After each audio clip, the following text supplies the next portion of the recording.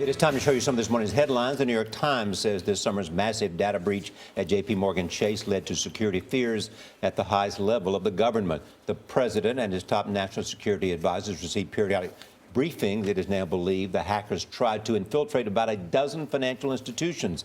That includes Fidelity and E-Trade. The St. Louis Post-Dispatch looks at another deadly police shooting in Missouri. An officer in South St. Louis was off duty patrolling for a private company when he spotted 3 men running away. The police chief says an 18-year-old fired 3 shots at the officer. The officer returned the fire and shot and killed a man.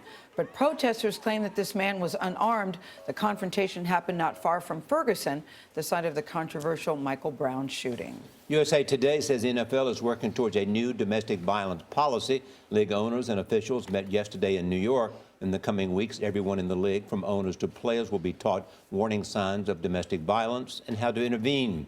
Commissioner Roger Goodell says he expects to institute the new policy before the Super Bowl. The San Jose Mercury News pays tribute to the pilot who died fighting a wildfire near Yosemite National Park.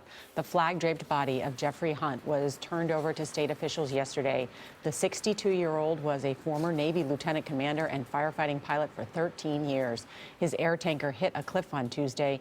His daughter says he died a hero. The Arizona Daily Star says a landscape worker was killed by a massive swarm of bees. 3 others were hurt. One was rushed to the hospital after being stung more than 100 times. He was treated and released. The men were cutting the lawn at a home when hundreds of thousands of bees attacked. Firefighters found the hive in the attic and sprayed it with foam. They say it could have held as many as 800,000 bees.